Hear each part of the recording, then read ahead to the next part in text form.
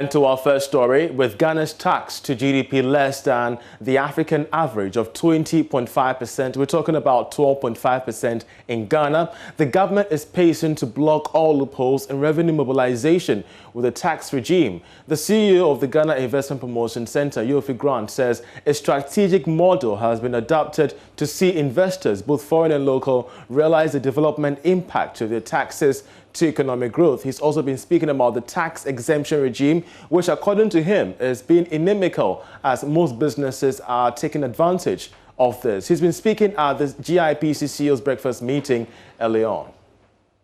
At the end of the day, clearly any tax exemption rebate must be planted in law, and if there's no law that enables that, then it means that you have to find another structure to make sure it works. We do recognize that most investors want some sort of incentives. But global literature will tell you that it's not incentives that bring investors to the market. And most of the times, incentives work when you are looking at efficiency seeking foreign direct investment, where they compare one location to another in producing high technical stuff. But for the general market seeking and resource seeking investor, incentives are not as important. What is important is the opportunity and the ability to grow their business. And so we need to take a step back and make sure that we can use whatever incentives we believe we should give very wisely. At GIPC, one of the suggestions that we are making in our reforms is that perhaps we should actually move away from the strategic investor to another tier called the responsible sustainable investor, where we are suggesting that we should only apply our incentives to foreign direct investors who enable us achieve the SDGs, one, and secondly, who partner with local people, two, and three, other categories that are useful to the economy and brings back value to the economy.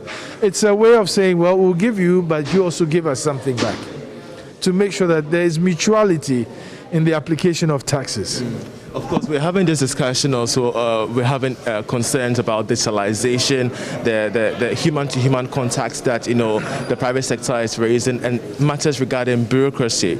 And how are we balancing this as we also extend the tax net, so for us not just to sit with the 12.5% to GDP? Well, I mean, you have mentioned the key point.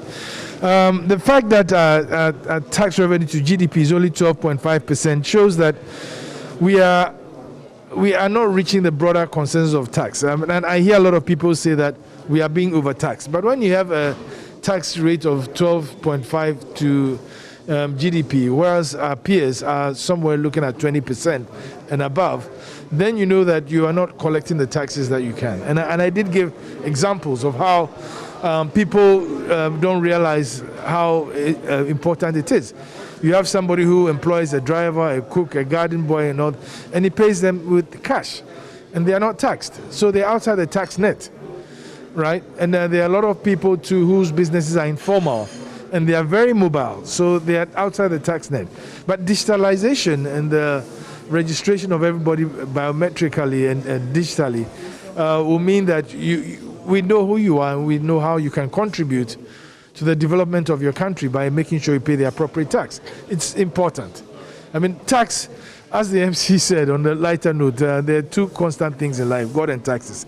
And I think that even as we ask government to be responsible and this and that, we also as citizens need to be responsible in paying our taxes and making sure we pay our taxes.